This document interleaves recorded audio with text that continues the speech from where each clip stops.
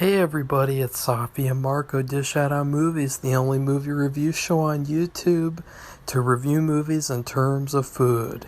It's just Marco here once again, and I am here to review Your Honor Season 2, Episode 5, aka Part 15. And I gotta say, after last week's episode, this episode really brought things back to the level that I was expecting after episode 3. I thought that this episode was clearly the best episode of the season so far. It had the best acting so far of the season, I think, from all the characters, except for... Well, actually, no, it's not really acting, it's just with... Okay, I'll get into it. It's gonna... That more so...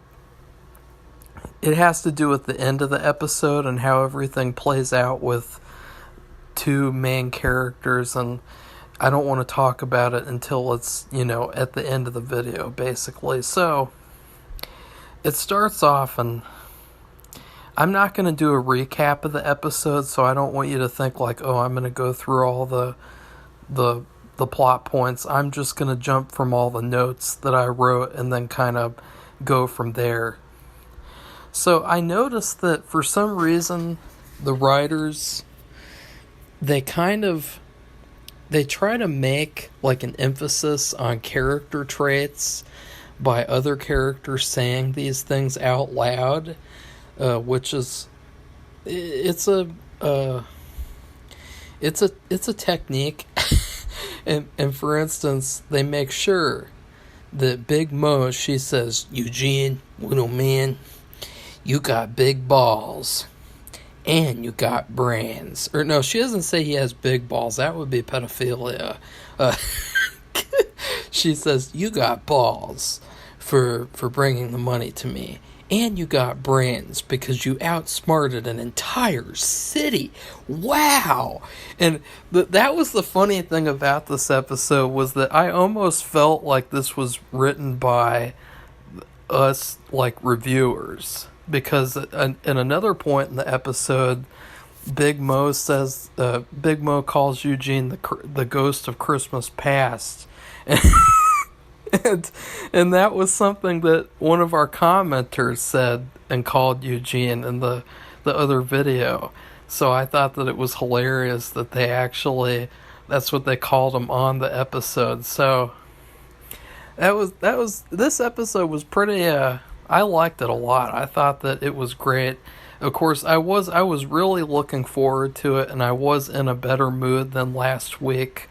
But still, I think if last week's episode was better, then I would have liked it better. I mean, I can't really think of like a major time where a movie or show has been affected by my mood in terms of like how I liked it or didn't like it.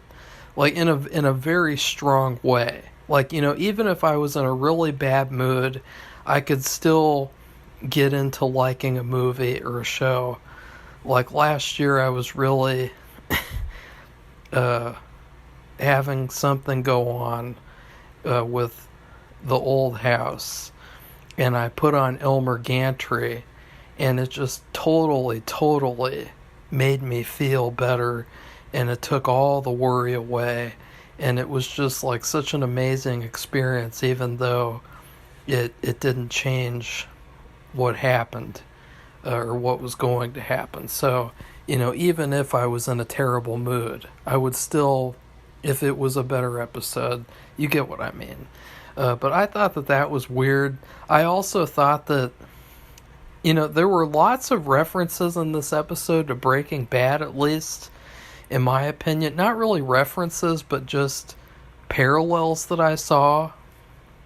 I kind of feel like maybe the writers are, I hope everyone is like a big Breaking Bad fanboy, because I felt a lot of that in this episode, because they think, these writers, they have now emphasized that Eugene is superior to Heisenberg from Breaking Bad. And the reason why I say that is because if you guys remember, In Breaking Bad, Walter White is never told. He is. I don't. He is. He. Correct me if I'm wrong. He is never told directly, "You have a lot of brains, Michael." Or I mean, not Michael. Walter. He's never told that specifically. I mean, Hank in season 5 tells him, "You're the smartest guy I ever knew." That's about all that with the brains related comments I can think of. But in another time in the series, Tuco, he says, "You got big balls, Heisenberg. You got big balls." And they're never mind. I don't want to get too cringeworthy with this video, because the cringe will come when another character gets talked about. You guys will just be like, "Oh, he's gonna talk about that again." Oh, so they say that Eugene has balls and brains, but Walter White, he never got the benefit of somebody telling him he has balls and brains. No, that is only Eugene, from Your Honor. Just to emphasize how strong. I mean, I seriously, it has gotten to the point where the writers have to be in on the joke for me, or else it's almost like I don't even know what to say, really. Like it kind of leaves me speechless. Like every time a new perfect character trait is added, like he's got brains and balls, said by Big Mo, and then later on in the episode, another thing that they say about him, and it's like, God, he gets away with everything. He doesn't really feel that much or any emotion about the evil stuff that he did in season 1 to Adam.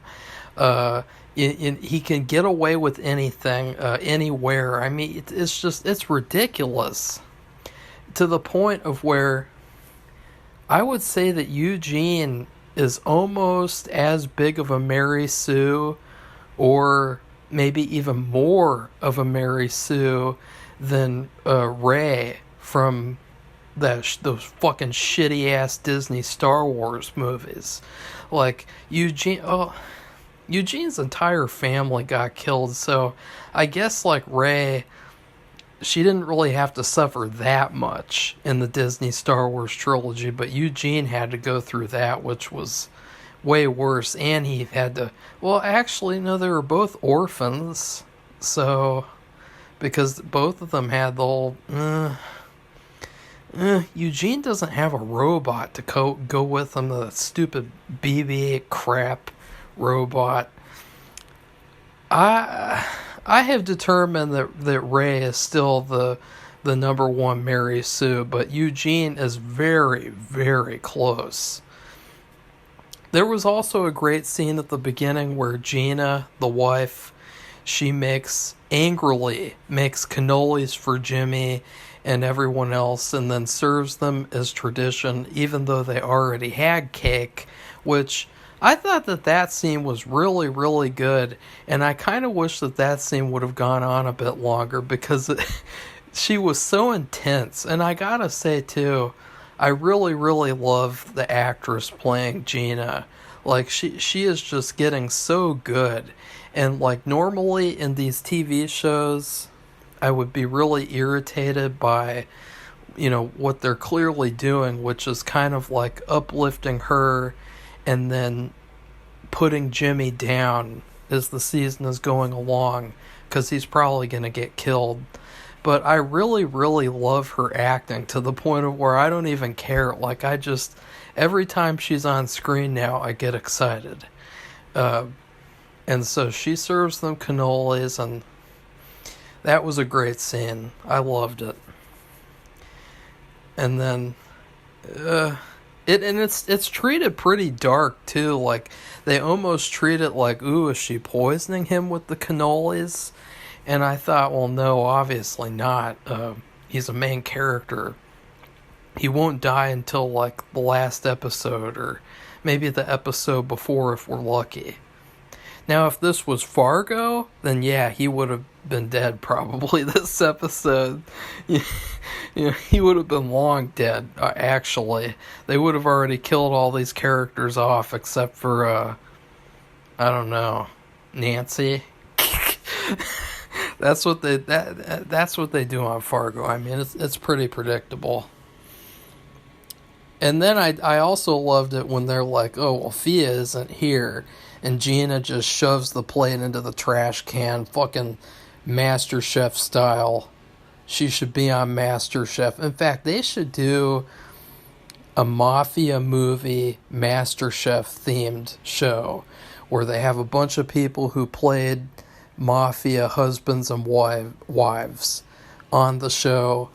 Like if Ray Liotta was still alive, then him and that the actress who played his wife in that Goodfellas, along with Jimmy and his wife and all these others, that would be really cool. See them all cooking together, and then Jimmy gets pegged by Gina. And now, obviously, another thing, the Baxter name is built on the Conti name. And, they do a lot of emphasizing this episode on the Contis are more stronger, the Contis are more powerful. It's just all about just making Jimmy more worthless and worthless and worthless. Which I'm fine with because they're sticking to it. They're not trying to make you think anymore that Jimmy is this ultra powerful badass mafia guy. No, he's basically a puppet. Him, Charlie, they're puppets. And then Charlie, he was kind of up and down this episode with his strategies. he was gonna bid against the Baxter family for this big land to develop it, which is hilarious because all this land developing, fighting between the mobsters and the mayor and the everything. It made me think almost like, is this what it was like when they were talking about stealing my home? Like this is exactly what I would picture. Like this is what those fuckers are doing when they're talking about building their little Bone Hill village. So I thought that was kind of interesting. And then now Jimmy is threatening Michael with his father-in-law. Yeah, that was another funny scene. Jimmy just walks into the deli, and they really couldn't think of much stuff for Michael to do this episode.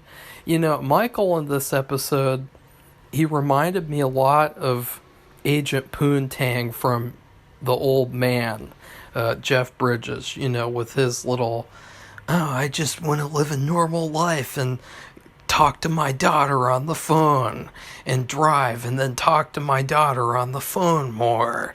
And I just want to read books and shit and have scary dreams about my wife.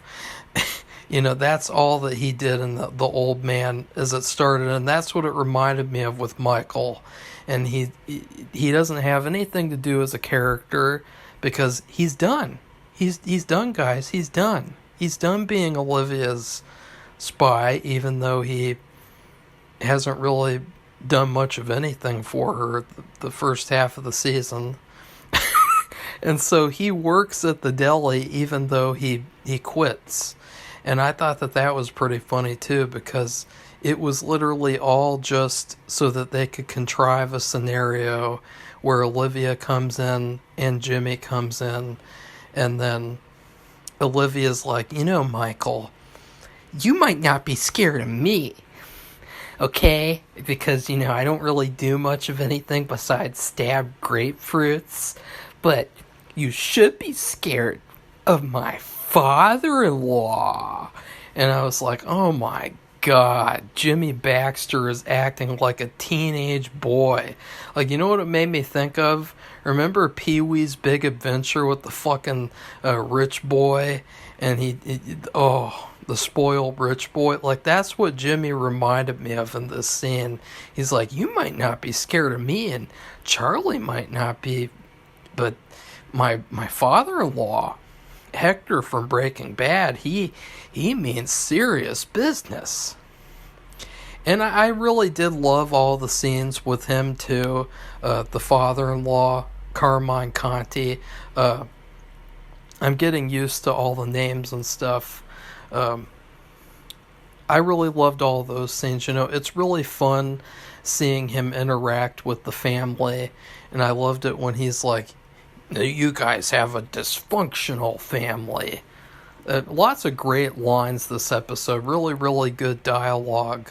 So, and then there was an interesting scene where Carlo, he's been a strange character this season, because it started off and it was like he's a bumbling idiot and he's just like in season 1 and he's pretty evil, and in this season they're really adding some humanity to him and how much he cares about Fia. And so I really like that. And he talked with Fia about they should kill their parents. And then the winner of a rock, paper, scissors has to kill the father. And the loser has to kill the Gina. And I thought, yeah, that'd be actually really cool, honestly. Like, if they were to end the series with like a double murder plot where the whole episode is just Fia and Carlo and they've come up with this master plan to kill their parents, like, I'd honestly applaud them, because they're both much better people than their parents, I think. And then of course Carlo came up with an idea of using a popsicle to kill his mom. He says that, he can take the treat side of the popsicle and he can sharpen the wooden side, and then he can stab his mom in the throat with the popsicle, and then the part of the popsicle with his DNA on it will melt away. That was definitely the funniest part of the episode. I don't know if that would work, but it was pretty funny. And then Eugene.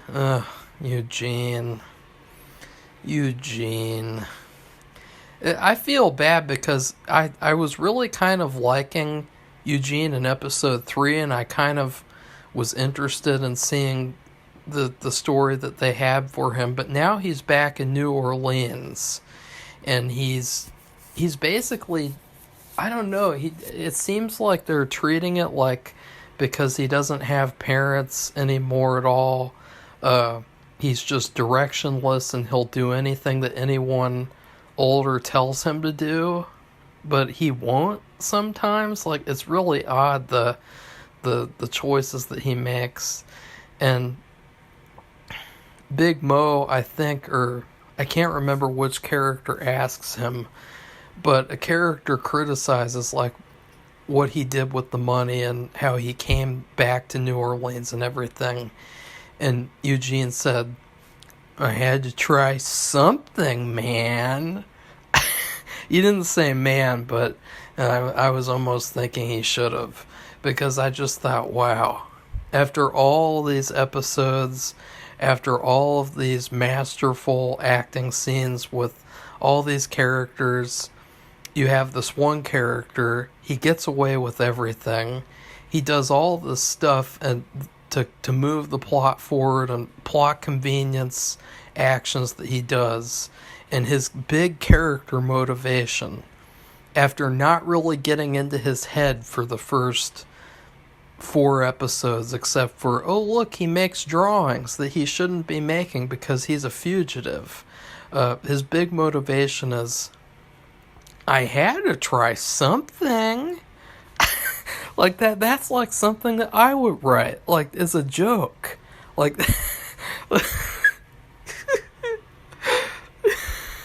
but I'm fine with it. Like, if the writers are in on the joke, I'm fine with it, whatever.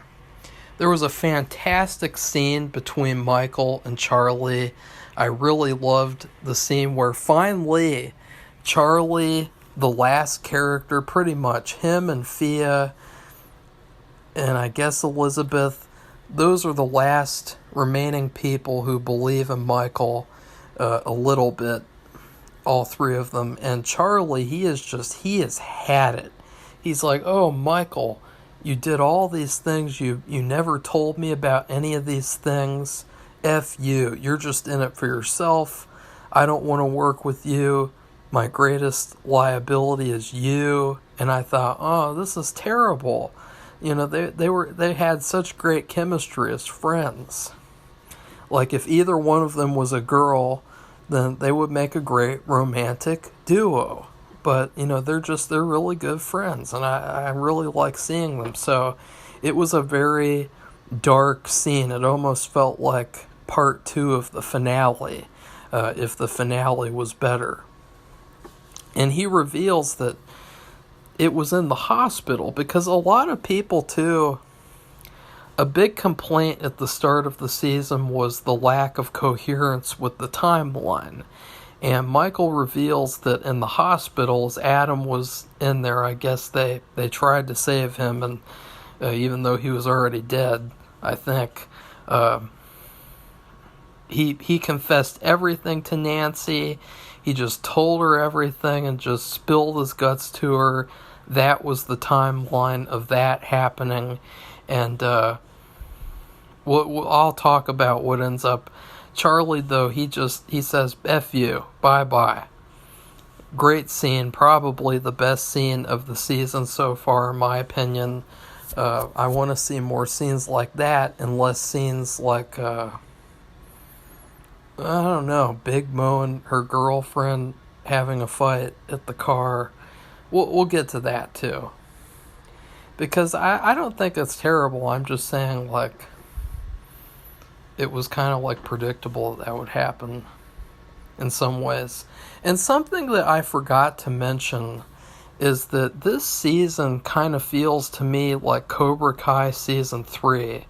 You know, it really feels like an off season. I don't know why. I don't know, like, I don't, it just feels like it's been so slow, and it's taken so long to get over the events of the season 1 finale, to the point of where, you know, there's 5 episodes left. You know, they're really going to have to speed things up if they have any big things happen. And so it feels like an off season where, you know, they don't have a tournament, but they'll still have a big fight at the end. And it'll still, you know, I mean, Lee is not even in the season. So I just wanted to say that in general, because I know a lot of people might, they might think that my reviews are a little questionable for saying that this season has been so good when, you know, it is slow. I mean, it's slow, but it's getting better in terms of, you can see that things are paying off. And as long as the things pay off, I'm fine if it's slow. Because I still enjoy everything. I mean, Fia's, once again, she looks even better this episode because she has this little breakfast, and it's the anniversary. I think it's anniversary of Rocco's death, and I guess she agrees to get her baby baptized as long as Carlo can be the godfather. And there was just something about her doing that made me think that Carlo and her might be going along with the murder plan after all. Because, I mean, I don't know why otherwise she would agree to get the baby baptized. So I think that there is something up with that there. And it would be a really good twist, by the way. Okay, and the next thing with Eugene, now that we got Fia out of the way, the pleasant part of the show, we have to go back to the weak point of the show, which is the whole Eugene storyline, which is basically, and I think that the actor, he is a likable person, and I want him to have a better story with this character. But I mean, the story for this character is literally just He goes from one place to another. He can do anything. He doesn't have any problems. He follows anyone, even if they're evil. He doesn't really have any loyalty after later on, which we'll talk about. And it just feels frustrating that, every other character has to go through something, and he just gets this pass. This pass that no other character in a show or movie would get unless they're in a Disney movie and they're, a strong whammon, like Rey from Star Wars. But they make sure to emphasize and mention Eugene gets straight A's at school. Of course, oh no, there's no way that Eugene would ever get a B plus or a B or a B minus or, a C plus. Oh no. Eugene has never gotten a C in his whole life because he is just that good, apparently. You guys just see how ridiculous that is? I've gotten I used to get bad grades. Who cares? Any normal person does it. So I just thought that was a load of bullshit. And, it's like, what else does he have? Does he have, like, fucking the No Absent Day award coming to him? But then it got messed up because of this incident where he ran away with the money to Big Mo. Like, I guarantee they would have had him get... In fact, what did they call that? The attendance award? I wouldn't know because I purposefully skip days of school as like a strategy. And so if I had an assignment that I needed to finish, I would just stay home and finish it on my own time. Or, if I had a test and I didn't feel like I was ready, I'd just skip school and then go make it up another day. It worked out, didn't it? And but Eugene, he definitely went to school every day, and he just, oh god, that's another thing too. Is I would have liked to have seen more of him adjusting into going to school as like a kid, having friends or maybe a girlfriend or something. And I was really like, I don't really think like Eugene in season 1.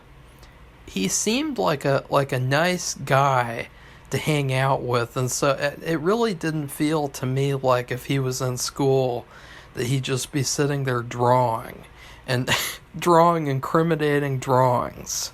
I guess if he had friends or a girlfriend, then the writers would probably have him confess to them, and then it would be a big deal because they wouldn't be able to avoid him getting into trouble for all that. And sorry, I'm just going to take a drink as I'm staring at my notes.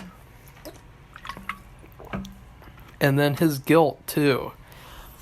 All that his guilt for Adam, killing Adam for no reason, has amounted to him saying, there's nothing more for me in New Orleans. Like, there's no sadness for what he did to Adam. Like, he couldn't say, like, I don't want to be near where it happened. I don't want to ever think about about that happening again. No, he's not sad or anything. He just wants to be blind to what he did and just kind of pretend, I guess, like it happened, but it didn't. You know what I mean? Like, whoopsie. But not even a whoopsie. Because when you say whoopsie, you're admitting that you did something wrong.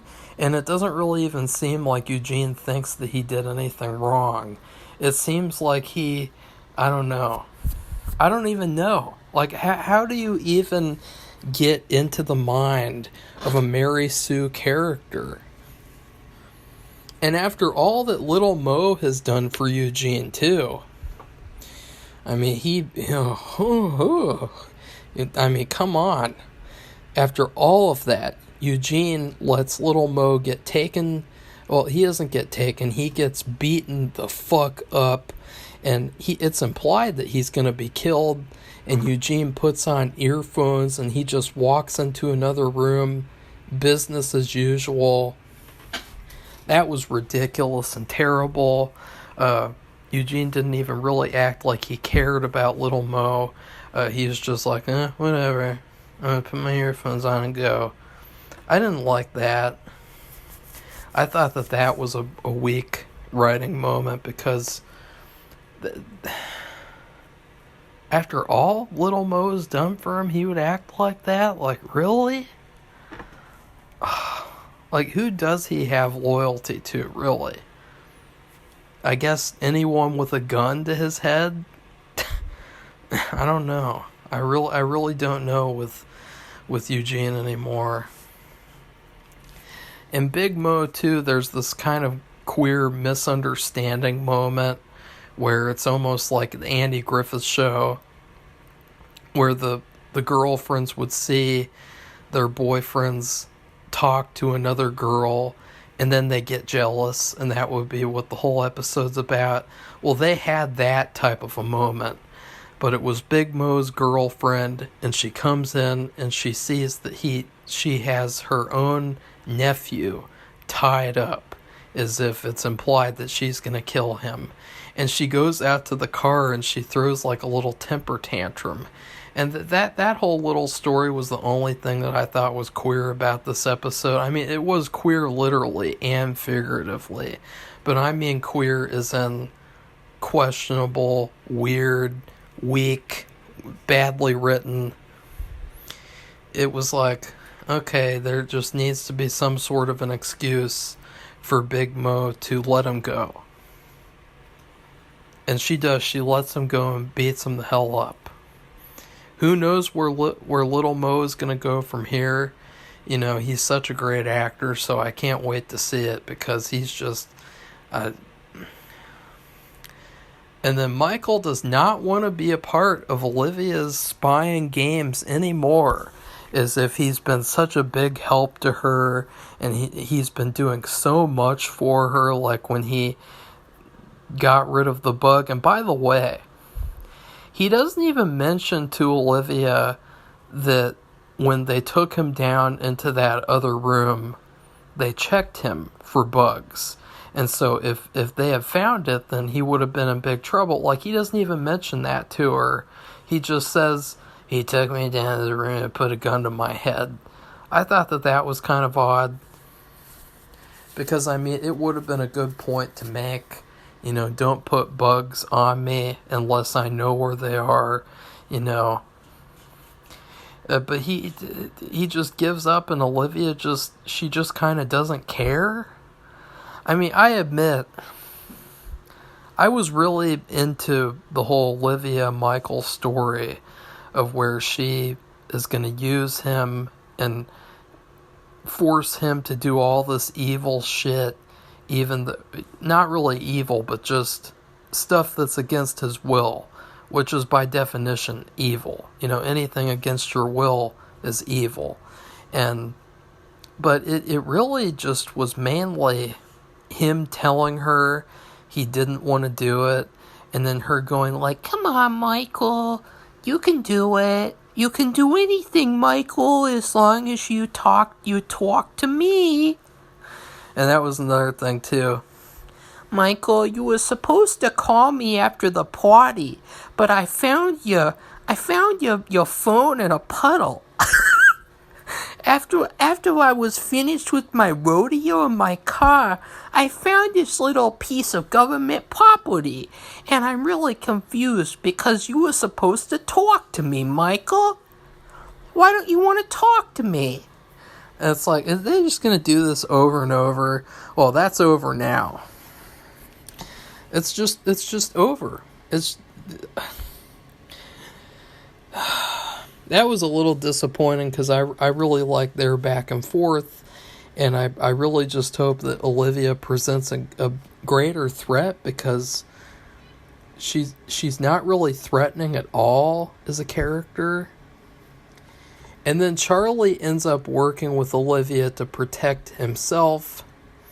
And that was the whole big twist, was that after learning from Michael that he has been sold out by Michael and he's been working with Olivia this whole time, And instead of Charlie avoiding her, he apparently goes to Olivia and agrees to work with her because he knows that it benefits him. But it also goes against earlier in the episode when he tells Michael that he's only in it for himself and he's a threat to him and all this crap. And it's like, well, Michael literally let you know this, and now you've had a successful thing happen with Jimmy. And the deal happens, and so now all that land is going to be developed by Jimmy, and yeah, as long as a couple of things are arranged. And then Jimmy gets the sex. Since it's a Showtime show, though, I did think it was pretty bizarre how it cut away after the line, which what happens is Jimmy is like just standing around in the kitchen, and Gina comes up to him. She's really satisfied with what he did, and she says, "For a special man, you deserve a special night," or something weird like that. And then she pulls him off screen, and he has like a weird face. That's all that they do. That was pretty odd. But still, I forgive the fact that they didn't show anything because it's goofy. And it's goofy and funny. And it's something I can talk about on this review. And then they had another little Breaking Bad tribute thing where Olivia says, "Michael, we are only done when I say so. Except for all those other times where you already told me we're done." And then Michael says, "I am done." And this is obviously a takeoff on the Breaking Bad thing where Walter White says, "We're not done until I say we're done." You know, that was obviously purposefully inserted in there. But then Olivia she kind of gives up. And what happens though is pretty funny the way that they directed it and they showed it, where Olivia walks over to the front door after making a text, which implies that she already knew that Michael was going to give up anyway. I mean, that was another funny thing, was like, it just seems like Olivia, she's not really much of an effective character. She's not really that powerful as I thought that she was, which is sad because I really like her acting. I really like watching her when she comes on screen. But Olivia walks up to the door, and in comes Nancy, and she literally unleashes Nancy on Michael like a dog being let off a leash. And it was really funny the way it was filmed. And Nancy arrests him, and she takes him into the interrogation room.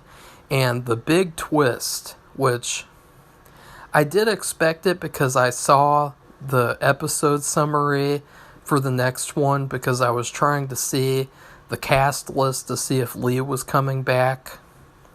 And I accidentally saw Robin and Michael pursue a lead on his wife. So it wasn't very surprising to me, but it was still pretty surprising. She now thinks maybe Michael killed his wife, and so there's new evidence to suggest that he lied. Obviously he probably lied about that too. But I don't know. I can't wait to see the specifics on that. So anyways, I would give this episode an A. I can't give it an A+ because of the whole stuff with Big Mo and her girlfriend, that whole exchange that happened, and then Eugene not being loyal to Little Mo and just kind of, I guess he's going to have a sleepover with the Desire Gang, and then they're going to take him back to Houston, and he's going to go on his merry way. Yeah. So anyways, I really loved this episode. I was glad to watch this, and no, I don't watch the Super Bowl. I don't care about the Super Bowl. I watched Your Honor instead. let it be known. Please like this video, comment, tell me what you thought of Your Honor Season 2, Episode 5, and please subscribe to our channel if you'd like to see more Your Honor reviews. Goodbye, everybody. See you soon.